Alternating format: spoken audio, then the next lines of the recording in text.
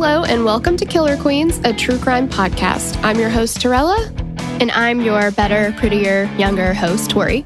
We're sisters who are obsessed with true crime. And love gal-palin with you about cases. You can expect the occasional curse word, lots of Friends quotes, and all the 90s nostalgia.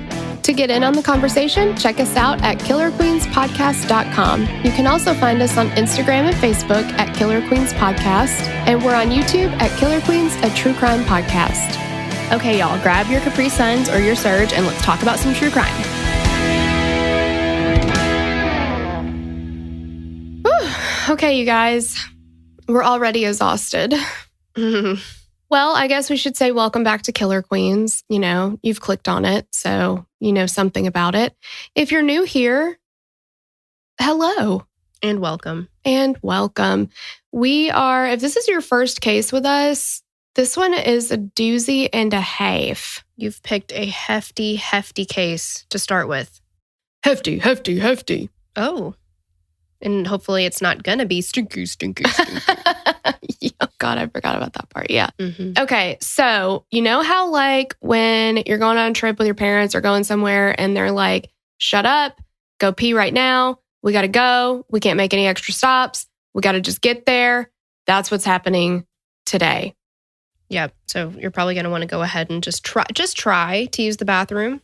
Mm-hmm, we don't want to hear the excuses about you don't have to go. Just try. Yeah, just because you didn't have to go then, you need to eke it out. That's what we got to do. Yeah, because this is a huge case and there's a whole other series about it called Culpable. And there's 15 episodes in that. And we're going to try and bust it out in 2. So. Again, I know we've discussed this already. I'm not going to say that it's impossible. And I'm also not going to say that you're an idiot for thinking that we can. But what I am going to say is it's a beautiful dream and it's real sweet that you think we can. Yeah, you know, sometimes I've believed as many as 8 impossible things before 5 in the morning or whatever that, you know what I'm saying? No. Really? You've never heard that saying? I have, yeah. Okay. Well, I don't remember it, but you know you ruined it. What I'm thinking of is Mariah Carey. I still believe someday you and me can do this in 2 episodes. All right. Well, let's see if we can live up to Mariah's dreams and hopes and dreams. Okay. All right. So this was requested by Diana Vineyard, Alyssa Crabtree, Elise Furrow, Paige Jones, Lauren McDaniel, Thigpen, Danny, Clem, Summer Parker, and Alyssa. Wow. The list of people who requested this is almost as long as the script itself. Exactly. Yeah. So thank you guys for requesting it. I have listened to every episode of Culpable. It was one of those that I binged the shit out of. Oh, my name's Torella, and I listen to how many things I've listened to. Okay, what I'm saying is Culpable did a great job. All I'm saying is quit bragging. And if you're looking for Culpable level, you're not going to find that here. So just letting you know that. But it's nice to know what you're getting yourself into. Yeah, definitely. So without any further ado, let's jump right in to the Christian Andreacchio case. Yes. All right. Before we jump into the case, though, we do just want to let you know that if you want extra episodes, or since this is a 2-parter, you're going to get part 2 immediately should you join the Patreon, patreon.com/killerqueenspod for immediate access to part 2 and ad-free episodes. Every episode in there, ad-free. And we've got bunches of stuff in there. Yeah. And I mean, if that's all you want, I think that's a good deal. It's killer. You can get all of that for a low price. But if you wanted to go ahead and up to a different tier, you can get way more stuff. Yep. 3 episodes a week at $10 a month. A buttload of stuff. Buttload. You can fit way more in there. You know what I mean? Easy. Okay. Now, without further ado, here we go. And thank you to Sloan, as always, for the research and writing of this case. In the early evening in Meridian, Mississippi on February 26, 2014, the 911 dispatch received a call from a flustered man who tells the dispatcher, "We've had a suicide." So you can hear a girl screaming in the background, and the dispatcher is like, you know, tell her not to touch anything, make sure nobody's touching anything. He's telling her, Whitley, get away. don't touch anything. They don't want you to touch anything. Come back here. He informs the dispatcher that the now deceased man's name is Christian Andreacchio. The man on the phone is Dylan Swearingen, and he says that he says that Christian has shot himself. So this call was made at 4:45 p.m., and by 5 p.m., officers arrive on the scene. Dylan meets the officer at the front door and directs them to the upstairs bathroom where Christian's body is still lying slumped over the tub. And at first glance, the officers don't see a weapon. Just minutes after the first officer arrives, the EMTs and another officer arrive, and then the detectives and the coroner get on the scene. So the coroner starts doing his thing. He removes Christian's body from the apartment, and it's at this time that they find the gun. So there are so many little nuancy things about this case, and it helps to see a reenactment or an image, and you can watch, it was Crime Watch Daily? It was Crime Watch Daily. Yeah. The only thing that I was able to find on it, unless you went to their website, was if you go to YouTube, they have all 5 parts, but it's split up into parts, so. Right. Okay. Yeah. So we'll link to that, but it at least gives you that image. So Christian's gun was a Kimber 45 caliber gun. It was wedged between his left thigh and the bathtub. So if you can imagine, you are in a position on your knees, like you are maybe going to give your dog a bath or something. Mm-hmm. And then your whole head goes face forward into the bathtub, and you're just laying there bent at the hips up against the bathtub. Yeah, and your hips are supporting most of the weight. Mm-hmm. Yeah, it's like you're laying on it. Mm-hmm. And your legs are tilted to the right, aren't they? Because his knees are kind of folded and they're slanted to one side. His arms are underneath his torso. Mm-hmm. And his arms are not outstretched into the bathtub. Right. They're not pinned underneath him, but they're to his side. Mm-hmm. Yeah. So they collect the gun that they've now found because they didn't find it until they move his body. And there's one bullet that was in the bathtub. And they did a gunshot residue test on Dylan, Whitley, and Christian. So that's the 3 people present in the apartment. And we'll get into who everybody is in just a few minutes. Dylan and Whitley were taken to the police station to answer some questions, but at some point before 6 p.m., the chief of police arrives at the apartment, which is highly unusual, and tells everybody, wrap it up. This is a suicide. Nothing to see here. Move on. So this is 45 minutes that officials are investigating, quote unquote, this case. And the chief of police says, shut it down. Why in the world would that ever happen? Yeah, that's ridiculous. And they have determined this is a suicide, which the coroner has not ruled that yet. The autopsy has not even been done, but they've said this is a suicide and we're not going to collect any more evidence or anything like that. By 6:30 p.m., an officer was en route to tell Christian's parents the terrible news that their son was dead from an apparent suicide. But his family would not accept this decision. And everybody that knew Christian was like, no, that's not what happened. And it would become the life work of his parents to make sure that Christian's case was not swept under the rug. Christian Shane Andreacchio was born on November 4th, 1992. He was the second child out of 4 to Ray and Todd Andreacchio.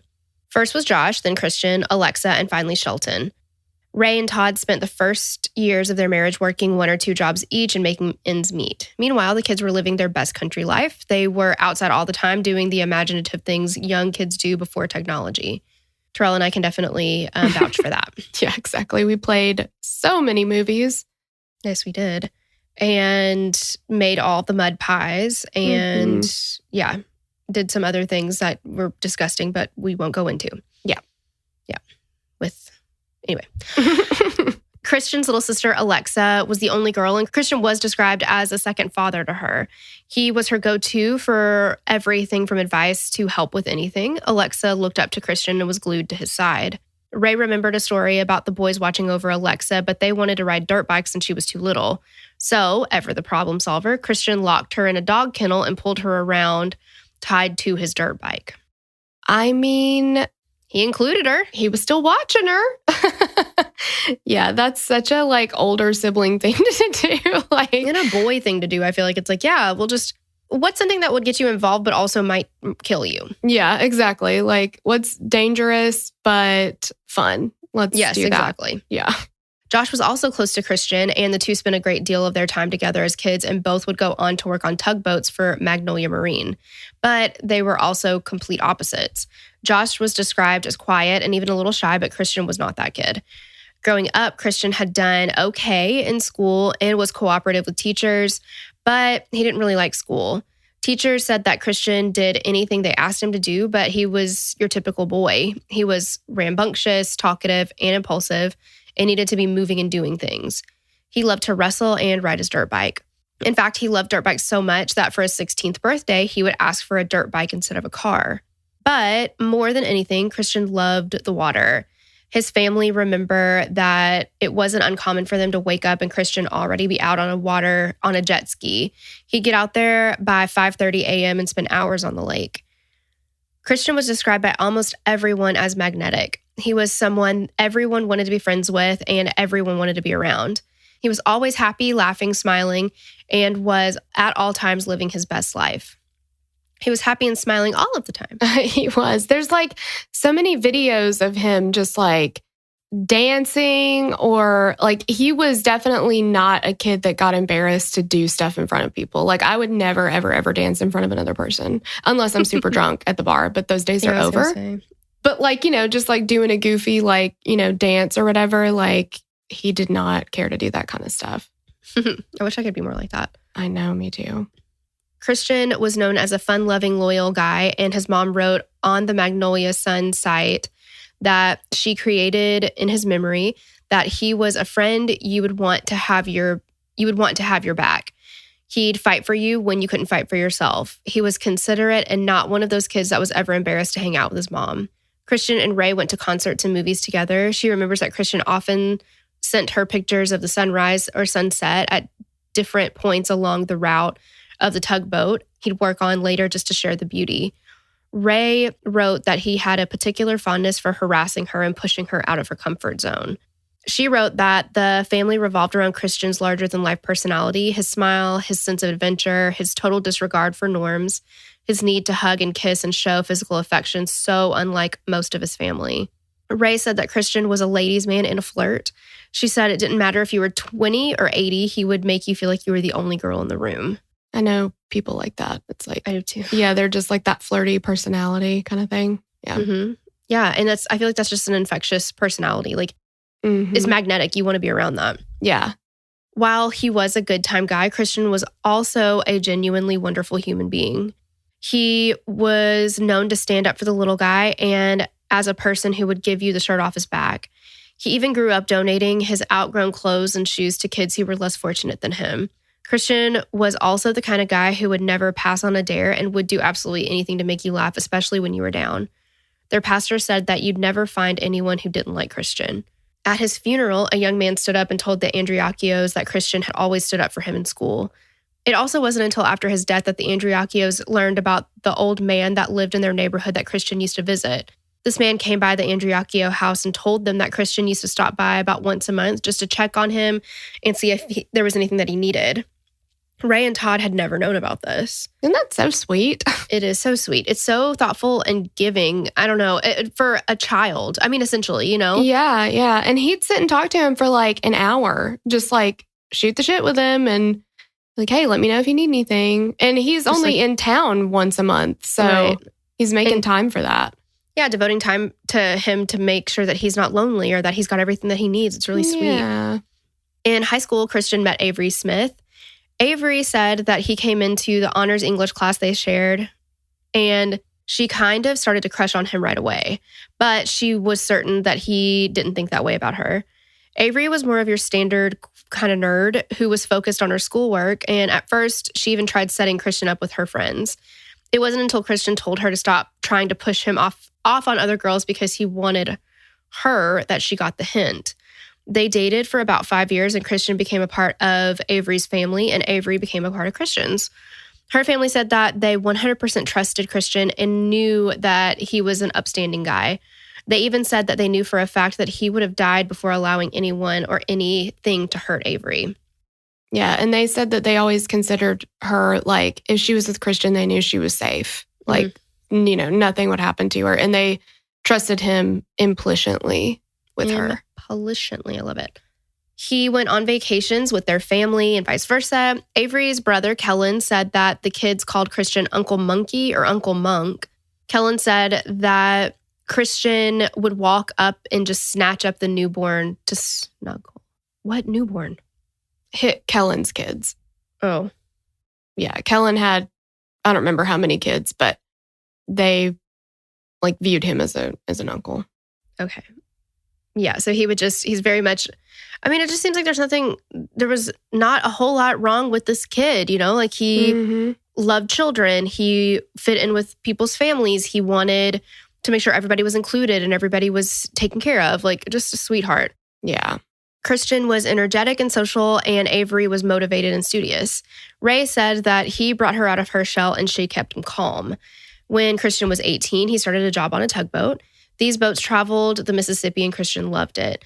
The job required that the crew work 6 hours on and 6 hours off and to live on the tugboat for their 30-day hitch. He worked on the same boat with Magnolia Marine for the rest of his life. Christian was a quick study of all the aspects of working on a barge, and by 20, he was a first mate. This was considered a rarity. You're never that young and that high up in the chain of command. Christian's only superior was the captain of the boat, and a job that Christian himself aspired to. His ambition was to become the youngest captain in the history of Magnolia Marine, and he was well on his way. He was a hard worker and had no problem spending 9 months of the year on the boat. Yeah.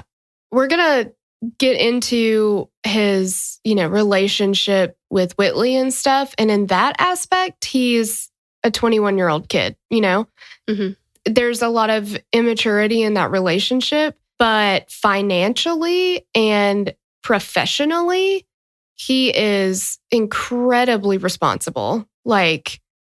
He very much was motivated in that job and he loved it and it was his career and he was so ambitious with that.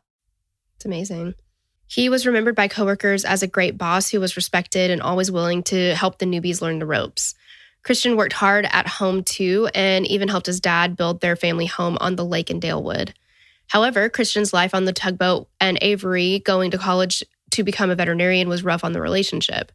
Christian would be gone for a month, and when he was home for 2 or 3 weeks, he wanted to be with Avery, but he wanted to go out. He wanted to have fun. And Avery, on the other hand, was still the same studious girl who was dedicated to becoming a veterinarian. It became obvious that right now, the two of them were just better off apart. They broke up amicably, and everyone thought that they would eventually get back together. Christian was still a part of the family to the Smiths, and even after they split, Ray said Christian would tell her that he was going to live at their house until he was 27, because that's when Avery would be done with veterinary school and they could buy a house and get married. Ray jokingly said that Avery should have dumped him before now, and she had no hard feelings toward Avery. Avery said that she didn't really try to reach out to him a lot after they broke up because she saw on social media that he had a new girlfriend and she didn't want to mess that up. That is incredibly mature of her. That would be so hard. It would be impossible for me. And I'm saying that just very self-aware. I think that I would have wanted to, but at that age, now, sure. At that age, I would have been like, oh, or like it and unlike it. You know what I mean? I don't know. Yeah. I would have done something petty because that's who I was at that time. I don't know if I could have been that mature. I know. That would be really hard. Especially since they both, by all accounts, they both saw each other, that they would get back together when she was finished with school, essentially. Well, yeah, it seemed like they saw each other as long-term, the life that they had planned for each other. They were soulmates, Mm-hmm. It was going to happen for them. He was her lobster. Exactly. Do the claws again. But yeah, I think it's incredibly mature of her to not have thrown a bitch fit, because I totally would have. But let's talk about Christian and who he had been dating. And this is where Whitley comes on the scene. Mm-hmm. So Christian and Whitley met through a mutual friend, and they quickly became a couple. Whitley was a few years younger than Christian. She was 16 when they met, and he was about 20, but she lied and told him she was 18. You know what? Every good relationship is built on a foundation of lies and deceit. Oh, of course. Straight off. Yeah. I mean, she can't help that, right? And she's she's a compulsive liar, so just get used to her lying about stuff. Mm-hmm. They were said to have kind of been like obsessed with each other, but they were also very toxic to each other. So they kind of go hand in hand all the time? Yes, exactly. Christian's best friend, Taylor Dial, said that he had known Whitley's family before he ever met Whitley, and he never saw her with the family. They just like essentially let her run totally wild. Whitley was beautiful with long blonde dreadlocks and a perfect smile. She had aspirations of becoming a cosmetologist, and she was remembered by the same teachers who described Christian, but she was not remembered quite as fondly.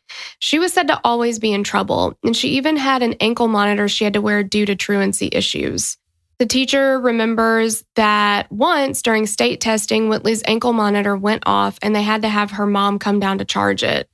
At first, the Andreacchios thought of Whitley as sweet and meek and mild. She put on a good show, but that didn't last long after she moved in with them. So Christian had told his parents that Whitley had nowhere to go. She told him that her mom got remarried, they had kids, and they told her they no longer had room for her. And who knows if this was true.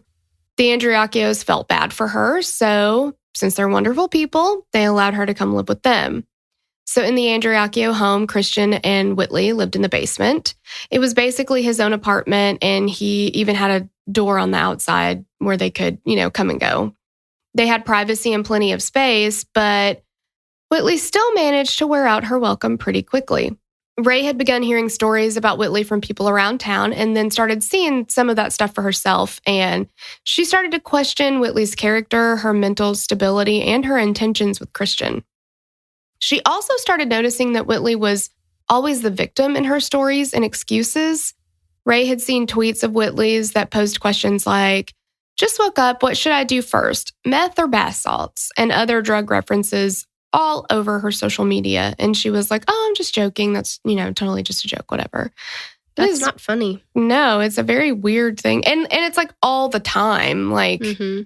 Okay. Yeah, after a while, it's like, okay, there's got to be some truth to this, so. Yeah. Ray and Christian had a tradition of going to lunch at O'Charlie's just before he left for his hitches.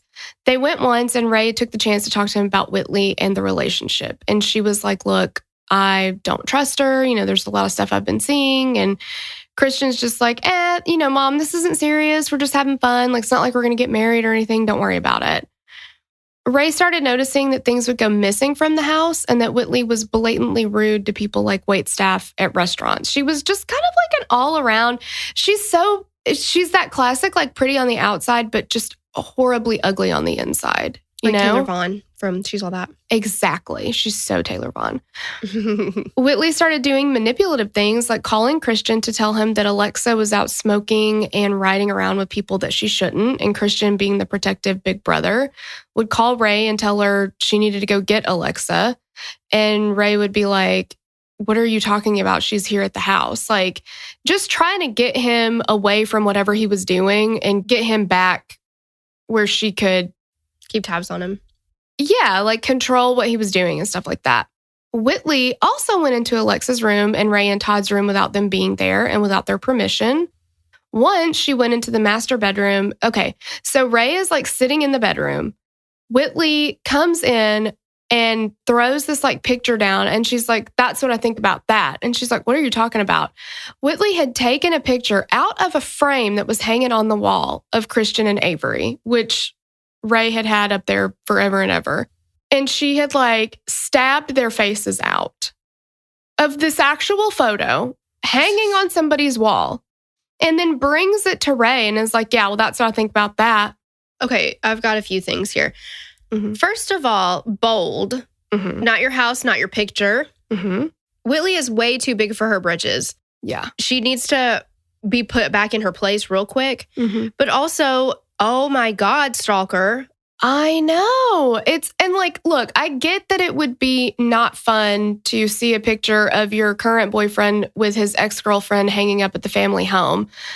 That's just something you can't control. Like, it's right. Not Christian's, in the basement. If there was a picture of him and Avery hanging up, that would be kind of, you'd be like, hey, this is our space. I don't appreciate that. Or let's say, like, if he had a picture of Avery as the background on his computer. Right. Or, even if you are there and, you have lived there for a while and you talk to Ray and be like, look, kind of hurtful that picture of them is still up. Mm-hmm. I don't think that's totally out of whatever. I mean, if you talk to them about it, to pull it off the wall and stab their faces out.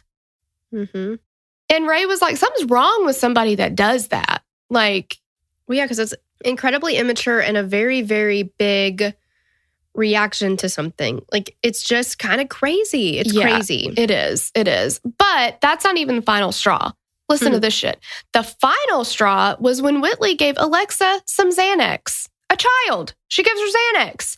Alexa had never had a Xanax before, obviously, because she's a child.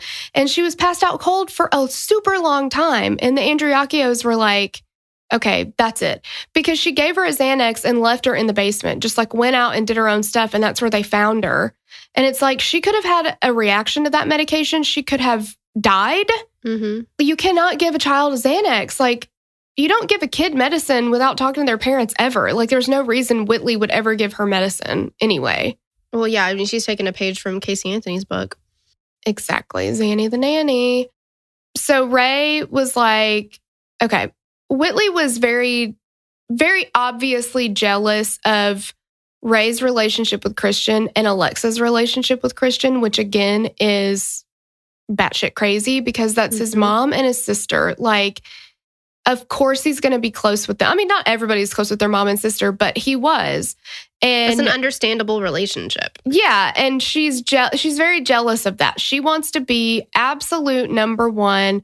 She doesn't want anybody else like taking her place. It's just like, it's just weird. I mean, they're very young. They're dating. Like, it's not like they're married. There's just no reason for her to be jealous of that. Like, she didn't ever want him doing anything without her. So these, lunches with Ray and Christian, not on her watch kind of thing, Mm-hmm. Standard manipulative, abusive behavior is to alienate people from their family and friends. And that's exactly what she started to do. Mm-hmm. So they ended up kicking Whitley out, totally understandably so. But Christian was like, well, if she's not welcome here, then I'm not going to be here. So they moved out. And I feel like this is a case of beer-flavored nipples, man. Big time. Yeah. Yeah, because it's like, as protective as he was over Alexa, normally that would be something where he'd cut somebody off, Like, I cannot believe you could have killed my sister. Like, that's so irresponsible. And he had a problem with her doing drugs all the time anyway. Yeah, I was going to say, or he had a problem with Whitley doing drugs, yes, right? Yes.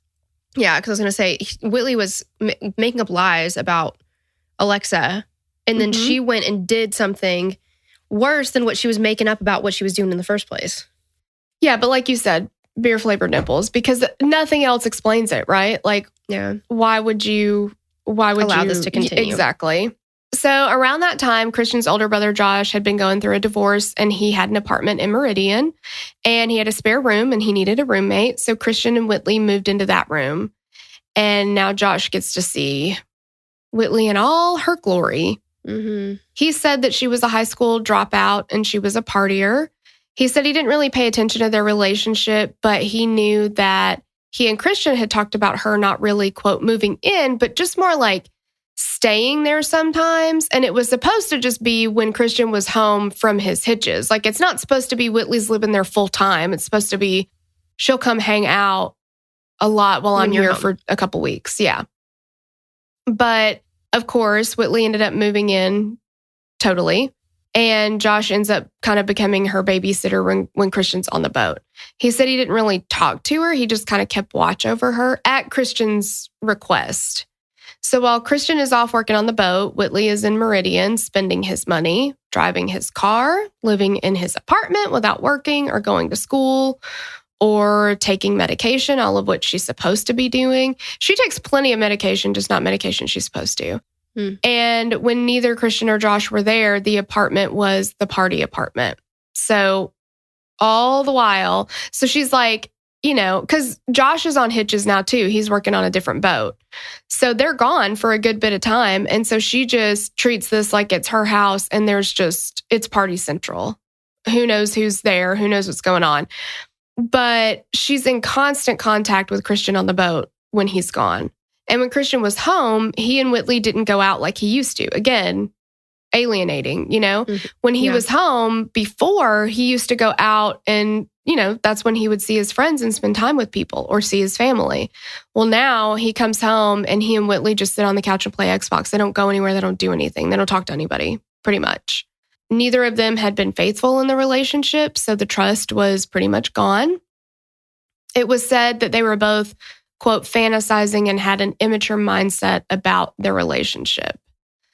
At one point, Christian got fed up and asked Josh to buy an at-home drug test, and he told Josh if she failed to kick her out, which is like a super weird position to put your brother in. Yeah, definitely. Because that should be Christian to do that. Yeah, and I get that he wasn't there, but again, like that's what we're saying, like there's a lot of immaturity when it comes to this relationship. Like they were just not a good match at all. They brought out the worst in each other. Yeah. So Josh buys it. He tells Whitley that Christian wants her to take it. And she's like, well, I'm not going to take it. I'm going to fail it anyway. And he's like, well, what are you going to fail it for? She's like, weed. So Christian's like, well, if she knows she's going to fail it for weed, then tell her to take it anyway. I want to be sure that's all she fails it for. And she took it and she did fail. And she failed for like everything under the sun, especially like benzos. So Christian knew again that she was lying and that she wasn't just smoking weed. And so Josh was like, okay, well, you're kicked out. I mean, that's what he said. And he was like, she just put her stuff in a black plastic trash bag. And he was like, she had no reaction. Basically, like she knew that as soon as Christian got home, she'd be back. So she's just going to find somewhere to stay for a week or whatever. So Christian gets back. She promises him she's going to change. And she moves back in. And everybody was like, for whatever reason, Christian had a blind spot for Whitley. He just gave her the benefit of the doubt all the time. His money bought her clothes, makeup, a car, and anything else she wanted. And Christian was making very good money and had told his mom that he planned to retire at 40 and move to Jamaica. But at this point, he's supporting himself and another able-bodied adult. So it's like that money is not going to go as far as you're planning for it to when Whitley's just sitting on her ass. Bleeding you dry. Exactly. So at one point, Christian starts asking about putting Whitley as his beneficiary on his life insurance. And he'd only known her for less than a year at this point. But like, okay, here's the thing. Like Ray talked about how he normally wouldn't have even been worrying about life insurance, but he had fallen off the boat earlier in the year or something like that. So part of that job, I mean, it can be a dangerous job. And part of that is like with that company, they will pay for your life insurance. You don't have to pay for it, but just in case you get hurt and something happens, to your family, or that way you can take care of your family. And when he got the policy, Ray was listed as the beneficiary, and then Avery was listed as the second beneficiary. And Whitley was obviously fucking pissed about that. She did not want Avery or Ray to be listed as the beneficiary. So she starts telling Christian that she thinks she might be pregnant. And she's like, what if something happens to you and we're going to have this, like, I'll have this baby and the baby won't be taken care of? You need to make me the beneficiary of your life insurance. So manipulative. Hearing that, yeah, just like, to me, just says like, I'm going to kill you. I don't know. Like, it just... Because that's the motive in a ton of murder cases. Yeah. Yes, exactly. And like, they're not married. They're not even engaged. She was not pregnant. She never was. Yeah, she's a known liar. She, she's just making shit up, trying to get him... She's trying to sucker him in or whatever. Like, I mean, that's just how she is. She's always making stuff up. But she's also very money hungry. And she doesn't want to work. She doesn't want to do anything but just sit around and get high all day. So this life insurance policy, I mean, that could definitely, like you said, be a motive. Ray, Todd, and Cheryl all believe that Whitley assumed the insurance policy had been changed, but Christian never did change it. So it's possible that he told her he was going to. I mean, he did consider it too. So he probably did tell her that he was going to. We don't know for sure if she was under the impression of that or not, but right, we think so. Christian's brother, Josh, remembered that Christian and Whitley were on the outs near the time of Christian's death. Josh encouraged him to break up with her for good, and the drug test incident had been during Christian's most recent hitch, and Josh encouraged Christian to follow a plan that he told Josh about of leaving Meridian and moving to Jackson without Whitley. He's like, you have got to drop her.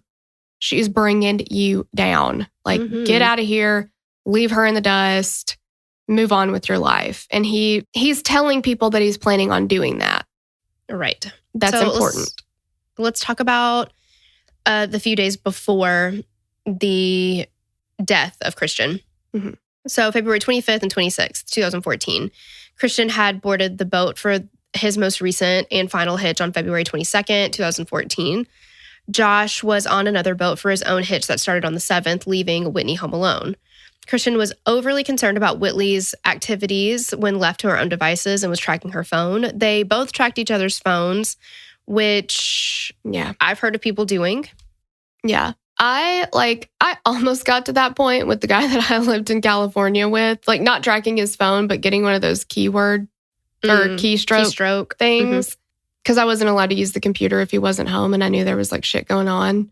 And then I was like, that's crazy. If I don't trust him this much, I've got to break up with him. Like, right. That's telling. Exactly. Your relationship. Yeah.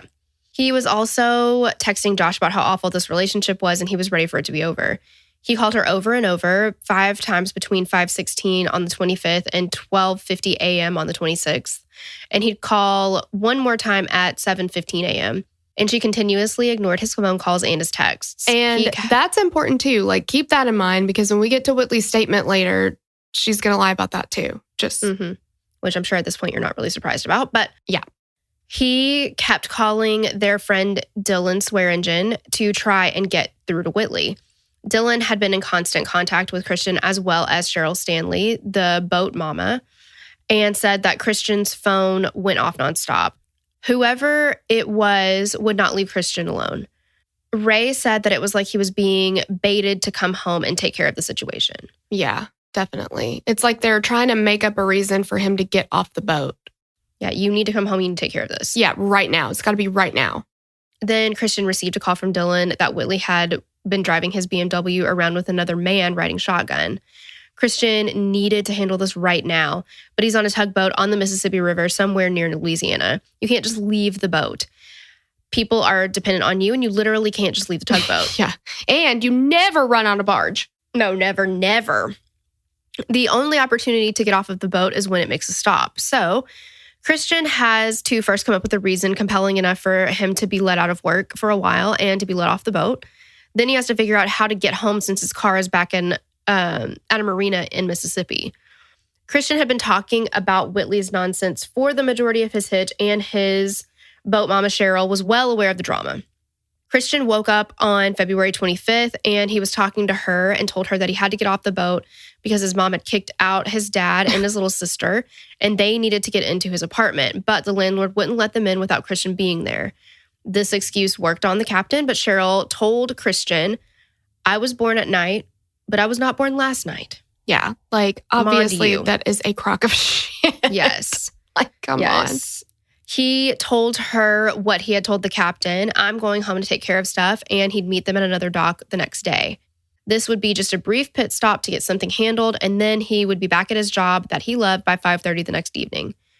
Christian called a friend he'd worked with, Justin Burns, around midnight on the 25th to see if he could come pick him up in St. Rose, Louisiana, and take him to Meridian, Mississippi. Justin had agreed, but then just before he was going to leave his house, Christian called him and told him not to worry about it. He got another ride. Christian had tons of friends who would happily make the drive to pick him up, but he didn't call them. He could have probably called Ray and told her the plan, and she'd have driven to Louisiana with a smile on her face and packing supplies in the trunk to help kick Whitley out of her son's life for good, but Christian didn't call her either. Instead, Christian called Dylan Swearingen. Yeah, he did. Okay, so who the fuck is Dylan Swearingen? We've said his name a lot, but we need to figure out who exactly he is. So Dylan grew up with Christian, but they weren't really friends. They were just acquaintances. Dylan was closer to Whitley than he was Christian. So Dylan and Christian started hanging out once he started dating Whitley, but they didn't hang out really before that. They just knew who each other was. Dylan was a known drug user and just an all-around sketchy dude. He was the kind of guy who hung out at home all the time getting high. So he and Whitley are like two peas in a pod there. Mm-hmm. Taylor Dial said that Dylan was bringing Christian down. Taylor likened Christian and Dylan's friendship to the old saying, you are what you eat. You know, you just become the people you surround yourself with. Well, and I feel like too, I remember in cosmetology school, my cosmetology teacher, she was concerned about some of the people that I had befriended in school. And she was like, you lay down with dogs, you're going to get fleas. Oh, yeah, that's a good one too. Yep, exactly. So Ray referred to both Dylan and Whitley as leeches. They were partners in crime and used Christian for his money. Dylan had even wrecked his truck and Christian paid for the damage. Like, they are, whatever it is that they're doing, they are very good at either like tugging at Christian's heartstrings or whatever, but they are bleeding him dry. So he's not only supporting Whitley at this point, he's kind of supporting Dylan too. Mm-hmm. Which is insane because these are, like we said, two able-bodied adults. They just don't fucking feel like doing anything. Right, because that would get in the way of their raging drug use. Yeah. So Dylan was not a great friend to Christian, but for some reason, Christian called him over everyone else to drive to pick him up. I think it's because he'd gotten the intel from Dylan that, you know, Whitley had been driving around with this other dude. And I think he wanted to get like all the information. I think he wanted to talk to Dylan about what was going on. Like, tell me what she's been doing. Tell me what's going on. Because Dylan's the one who told him everything. Yeah. And the perfect time to be able to do that would be in the car on the drive. Yeah. Yeah. Okay. So back to the 25th, 26th. So Christian and Dylan had spoken in the early morning hours, 1:37 a.m. And by 3:45 a.m., Dylan was driving to Louisiana. Christian talked to Ray on the phone at 7:43 a.m. on the 26th while waiting for Dylan. He told her that he had to get off the phone, but made absolutely no mention of getting off the boat. Ray recalls having a typical conversation with him and nothing seemed out of the ordinary. She says that this conversation keeps her sane because she wishes they had been in a better place in their relationship since they were so strained over Whitley. But this was a regular conversation, and he told her that he loved her at the end like he always did. Dylan arrived at about 8 a.m. and said in his statement to police that Christian was coming to his car while peeling off his blue work jumpsuit.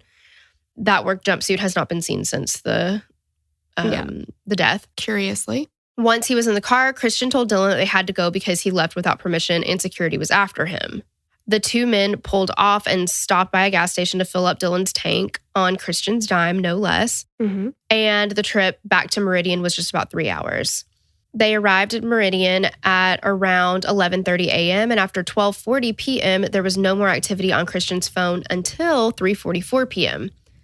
After Christian gets off the tugboat, the only people he sees and talks to are Dylan Swearingen and Whitley Goodman.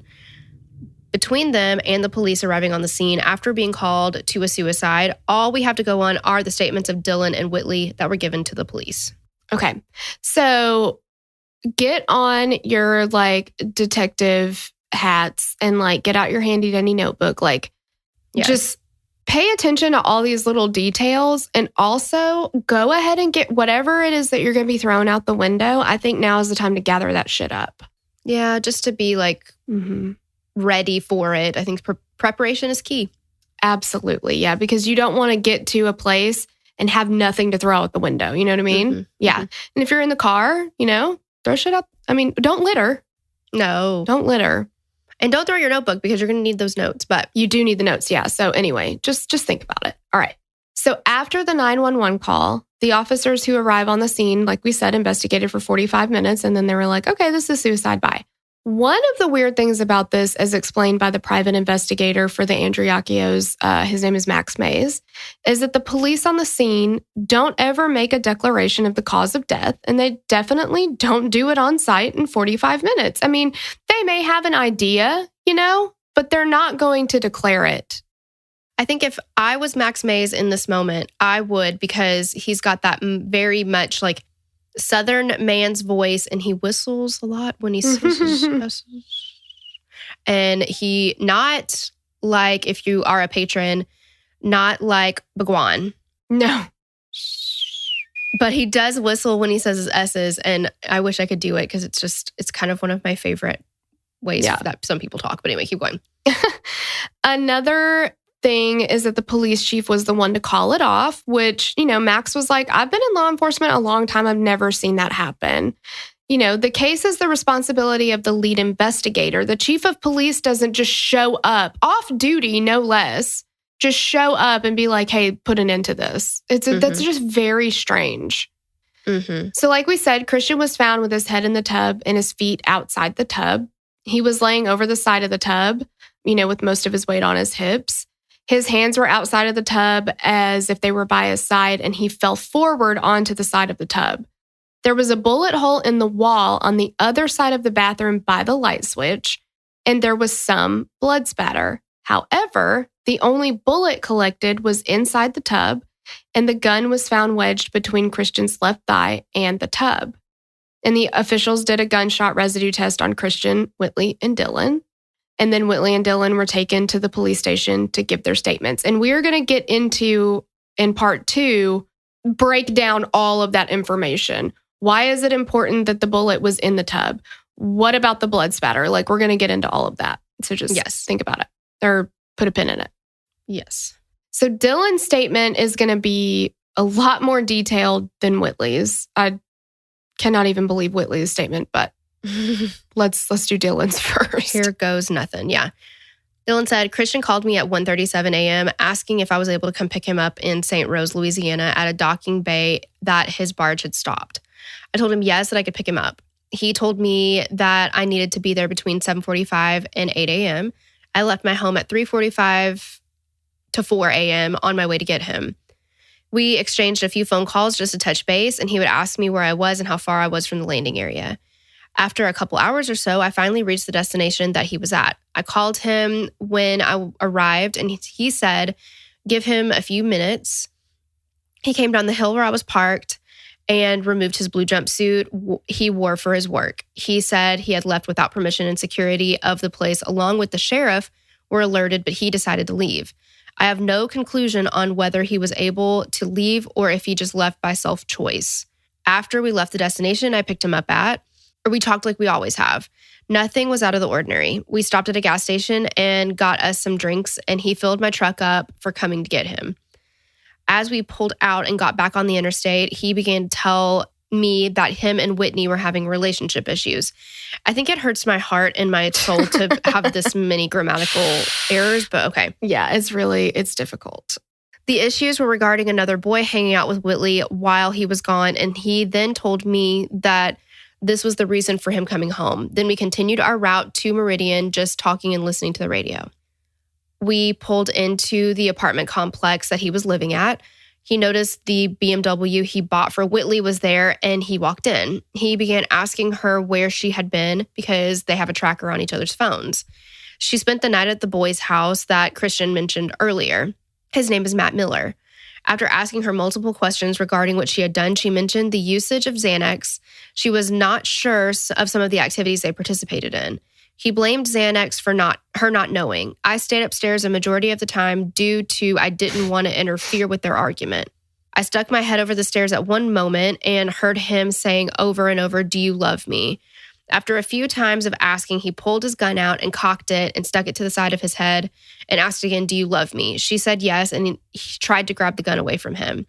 After a while, things calmed down and we watched a movie. I asked him if he wanted me to go get some food and give them a moment alone. He gave me his debit card and said, go get some Chick-fil-A and take all of the money out of his account. I asked him if he was sure, and he replied yes. Okay, Dan. Yeah, exactly. That's random, but believable. It's believable. Okay. Sure, yeah. He also broke her phone in an earlier argument. I told him I would take the phone and see if they could fix it. I got the food, and he provided me with the banking information, and they said, as he was the account holder, he would have to withdraw the money. But he wrote withdrawal the money. Withdrawal. It's so hard. Yeah. I came back and everything was fine. We watched another movie. I noticed they were leaving and I said, where are y'all going? He replied to take a little ride. I fell asleep and woke up around 2 hours later. Whitley was asleep and Christian was sitting on the couch smoking a cigarette. He acted normal and I said, I'm about to go to Best Buy and look at speakers. Do you need anything while I'm out? He replied, no. At an earlier time, after I saw him point the gun to his head, I took the gun from him and placed it behind the curtains because he was acting very aggressive. As I left, I told him I hid it due to his actions, and I gave it back to him and told him, unload it and please don't touch it. As I left, I made it to Best Buy and talked to the car audio technician. As I walked in, I noticed he wasn't on the couch, and I walked around the apartment calling him but got no answer. I walked up the stairs and noticed the bathroom light was on, so I figured he was taking a shower. I knocked and said, are you all right? Still no answer, so I walked downstairs and walked into the room that Whitley was sleeping in. I told her that he didn't answer me and that we need to check on him. She went back to sleep, and I walked back upstairs and knocked once more. I asked aloud again, Christian, are you okay? He didn't respond, so I opened the door and saw Christian laying face down in the tub with the blood in it. I yelled, Whitley, Christian is dead. We have to call 911. And she screamed and ran upstairs and began holding him. Then I called 911 and directed them to the apartment, and the police arrived. And then they took control of the scene and asked us to sit in the living room. And all of that was basically one run-on sentence. Yeah. All right. So what about Whitley's statement? Also, hang on. They get to Meridian at 11:30. His phone has no activity from 12:40 to 3:44. He called 911 at 4:45, was it? Mm-hmm. It was between 4:45 and 5. Yeah. So he says during that time, they've watched 2 movies, slept for a while. He went and got food and came back. They had this like big fight where Dylan's just hanging out. Doesn't the timing not add up on that? Unless you're watching like a Tom and Jerry movie or something, you know, where it's like an hour long. Like, yeah, I mean, that's a lot of movies to watch in a short span of time. And he slept for 2 hours in addition to the 2 separate movies. And aren't we talking about 6 or 7 hours now? You would think. I mean, there's absolutely no way. Also, him coming into the house or the apartment and calling out to him, and Whitley's still, unless, I mean, she must have been passed the fuck out. She was on Xanax, I'm sure. Yeah. It's just kind of crazy to me. I don't know. A lot of it doesn't make sense. Yeah, it doesn't make any sense. Like the timeline doesn't add up. And then also, he takes the gun. And he's taking Christian's debit card to go buy the Chick-fil-A, but he's going to take Whitley's phone to go get it fixed. And he's going to go to Best Buy to buy these speakers, and he doesn't have any fucking money. Mm-hmm. Like, what money is he going to buy all that stuff with if he can't even get the Chick-fil-A? Yeah, exactly. I wish we had the Chick-fil-A receipt. Did they get 2 meals or 3? Yeah, right. Like, because I feel like they got 2 meals because Christian was dead already. But, you know, we'll never know. All right, so Whitley's statement. Saturday, the 22nd, also the day Christian left out for work at 5 a.m. That night, I went to, this is also a run-on sentence pretty much. That night, I went to a Mardi Gras party with my family. He stopped talking to me starting at 1 the day he left for 2 more days. He has always had trust issues, and when I eventually got in touch with him, he said he'd rather me be at home missing him and didn't want me going out from past issues we had without him. I contemplated breaking up with him and tried to convince myself we could work things out because a relationship without trust isn't a relationship, and we tried for so long to build up trust and be normal, but I love him. Last night, the 25th, he said he was coming home and quitting his job. I told him we could talk it out and there were some things we needed to work on before we could move on with our relationship. Today, he came home and early, and he wanted to take a ride with me. We went to Bonita, and he said he just felt like between me and his mom, he couldn't make anyone happy. I said laid down with my dog in our bedroom, and Dylan, the guy who picked him up from work, woke me up. I went upstairs and found the love of my life face down, swooshed up into a puddle of blood. I can't even with her grammar, but I think it's very interesting, I'll use the word interesting, that most of her statement revolves around like, well, but I really love him and I'm really trying to work it out and I almost broke up with him, but I didn't because I just love him. And like a relationship isn't even a relationship without trust. And like that has no, what the fuck does that have to do with anything? Like it doesn't. They didn't say, hey, can you give us a statement about how you feel about your relationship with Christian? Yeah. So there's no details almost from the day of. She doesn't mention what Dylan said, where he put the gun to his head. She doesn't mention any of that. She just says, I took a nap with the dog, which also we never hear anything else about the dog, which is weird. But I took a nap with the dog, and then I wake up and he's swooshed up in a puddle of blood. The love of my life. Oh, jeez. It's just ridiculous. Yeah. So then they need to notify the family. And at first, like, the family didn't believe it was Christian because as far as they knew, he was on a hitch. Like, they're like, he's on a boat. He's not here. You've not found Christian dead in his apartment. Like, you found somebody else. But they end up, confirming that, yes, this is in fact Christian. And they were just like, look, he killed himself. Like, so sorry to let you know that, but he did.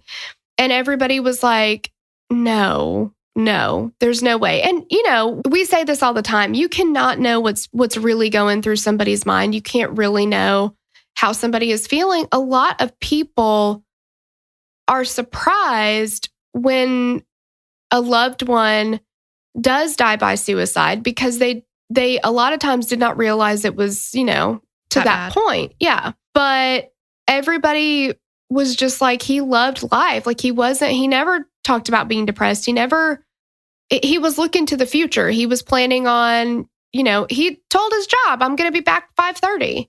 Yeah. Well, and let's just say that everything else looked 100%. Everything else pointed to suicide. And the only thing that kept them from being like, this is absolutely not, he didn't do this, was because he loved life. You know what I mean? Like, if their gut feeling of, and everybody's gut feeling of, he would never do this, he loved life too much, that was the only indicator that it was not a suicide, right? That'd be different. Exactly. Yeah. But there is so much that indicates foul play. And Ray did also say that there was somebody in the community who had died by suicide, and it had really bothered Christian. And after that, he had told her several times, if anybody ever says I killed myself, you come looking because I wouldn't do that. So, kind of a morbid conversation to have. But when somebody says that, I mean, it's like when you hear cases of like, if anything happens to me, check out, this person or whatever. Like, there's something going on there. But, everybody, like, the news gets around to everybody. Avery finds out. She freaking is absolutely devastated. Kellen, her brother, finds out. And his thing was, he was like, look, if this had really happened, because he said when he found out, when they said it was a suicide, he said, bullshit, who killed him? But he said, if Christian had done that, he's like, I don't think that he would, but if he had, he was like, Christian was so dramatic, he would have made a production of it. It would not have been by himself in a bathroom. No one was in there. Yeah. Yeah. He was kind of an entertainer. And I'm not trying to say that, that like, you're not being dismissive of what happened or, Yeah, this is what his friends and family said, that like he would not have, and he wouldn't have kept that to himself. He talked to people about stuff, and, it was just a thing that they believed it would have been a bigger deal. He would have told somebody or something like that. So Josh was on a different boat near New Orleans when he was notified by his captain. And he said that he didn't believe it to the point that he just went back to work. Like, he was just like, no, that didn't happen. I mean, I don't know. So they just... That's pretty telling. Yeah. And Josh finally gets picked up. Like, he gets off the boat and his uncle Chris picks him up. And they go back to the apartment because, remember, the police are totally done with this apartment. It's fine. They're done investigating. It was a suicide, nothing to see here. And when that happens, it's the family's responsibility to clean everything up. I mean, I guess it is. Once they're done with whatever they're going to do, the family has to clean everything up anyway. But he gets back home and he said he was absolutely shocked at the state of the apartment, because he said that when he left less than 4 weeks before that, it was spotless. But now there were cigarettes and empty beer containers everywhere, as if people were just like dropping things as they walked around. I mean, it was awful. And there were holes in the wall other than the bullet hole. And Christian's mattress had huge knife slashes in it. So crazy. It almost sounds like Pazuzu. What is his name? Yeah, Pazuzu's house. Like, it's just like there's so much. It's just disgusting. It's like a dumpster. Yeah, exactly. So Ray had called her brother Chris Thompson. So that's Chris that picked up Josh. And she's like, this doesn't sound right. Something doesn't sound right. And she asked him to go to the apartment and see what was going on. So he goes to the apartment. He said, there's crime scene tape up. There's officers at the door. He's like, look, this is my nephew's apartment. I heard he was dead. And they're like, look, I can't tell you anything except there was a death in the house. If you want to find stuff out, you got to go to the police department. And he's like, dude, just fucking tell me, like, what's going on? And they're like, got to go to the police department. So he's like, fuck it, fine. So he goes to the police department and they confirm that it was Christian and that they had found his ID in his pocket. They're like, no, we know it's him for sure. So he goes to the police station and he wants to talk to somebody. And the officer came out and said, look, this is a suicide. And he's like, I don't understand what's going on. He's supposed to be on a boat. Like, I don't even understand why he's here. And that's when he found out that Whitley and Dylan were there being questioned. So Ray is like, you need to get the keys to Christian's BMW because Whitley will try to take it. And you need to get his phone. I don't know where his phone is, but we need to get his phone. So he asks the officers, where's his keys and where's his phone? And they're like, we don't know. We don't have them. And he's like, well, will you ask the people that are there? They should know where they are. And they're like, I don't know. I'm not sure where they are. So he drives back to the apartment.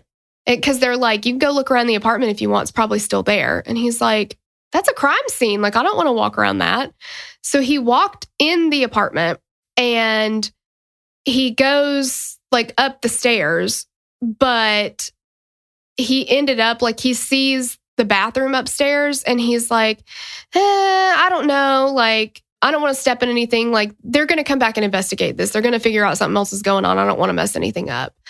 So he goes back to the police station and, they had already asked Whitley and Dylan where the phone and the keys were. And she gave the keys to them at that time, but she said she had no idea where the phone was. So then he goes back to the police station and he's like, they know where the phone is. It's not in the apartment. So they ask Whitley again, hey, we know that you've got his phone or, kind of put a little pressure on her. She pulls it out of her purse, sitting in there in the room with them. She's had it the whole time. Mm-hmm. The whole time. I was waiting on you to do that. I know. So she's had it and she's like, oh yeah, you know what? Like, oops, here we go. And Chris is like, that's a huge red flag. Like, she's lying about so many things, right? Like, she's lying to you right now about whether or not she has the phone. Don't you think that there's something going on here? Yeah. And the assistant DA at the time, Cassie Coleman, who's now, I think she's still the DA, she said, my personal opinion is that she didn't want the phone to get in the hands of law enforcement because there were a lot of sexually oriented photographs and messages on that phone. Oh, bullshit. I know, total bullshit. And the Andreacchios have not been able to get into the actual phone. They've tried multiple passcodes, but they can't get into the phone themselves. So they don't know. But the police did take it and downloaded the contents of the phone. They've just never been able to get into it. Mm-hmm. And the family just assumed, the law enforcement is going to do their job. Like, they're going to see that Whitley is lying and they're going to look into this because there's something else going on here. We will definitely find out what actually happened, right? Right. Okay, so during that time, though, there's going to be a funeral. Mm-hmm. And, they have to say their goodbyes. And I just cannot imagine having to plan a funeral for your child. I just cannot. And of course, everybody, has great things to say about him. And Ray had brought some street sign that Christian and his friends had found somewhere. And, a long time ago when they were hanging out doing stupid shit the boys do, I guess. And like everybody signed it and she has it hanging up in his room now and his dirt bike's in there and, all this stuff. And they also kept a $1 bill frame that Christian had always kept and written the dates of his promotions on because, his job was just super important to him. And once they got through, that saying goodbye, and I still feel like they've never really been able to grieve because they've had to be on this like crusade to be like, something happened to my son. He did not kill himself. But they were able to at least grieve a little bit. Mm-hmm. And say goodbye to him, yeah. Yeah, and say goodbye. But they were, they're right back to, we've got to take this on because the police aren't doing anything. So they have to do an investigation themselves. And what they find out is absolutely bonkers. Mm-hmm. But you're going to find out what that is next time. Yeah. So if you want to wait a week to get part 2, that's totally fine. Yeah. No big deal. Everything's fine. If you are part of the Patreon and you are a patron of said Patreon, you're going to get it right now. Right now, it's ready, waiting in there for you. And if you're not a patron yet, you want to join, get part 2 right now. It's every single tier gets early access to part 2. So you don't have to do ad-free. Yes, and ad-free. So as little as $3 a month, you get part 2 right this very second. Right. And like we said, if you wanted to go up a tier, there are plenty of goodies. You could get upwards of as many as 3 episodes a week for a low price of $10. So thank you so very much for listening, and we will catch you on the next episode. Bye. Bye. Okay, guys, we have some new patrons to thank before we head out. We've got a hey girl thanks to Honey, Desiree, Cecilia McCluskey, Brittany Tennant. Well, this says, how are the Savage Denier? Yeah. Looks like it might be Victoria. So, yes. Hey girl thanks. Sorry if I messed that up. Jess, Kelly Bishop, Sarah, Lindsay Boss, Cheryl Miller, Sigridur Einards Dottir. Okay. I know we have talked on Instagram, and I'm so sorry. I'm not sure how to say your name correctly.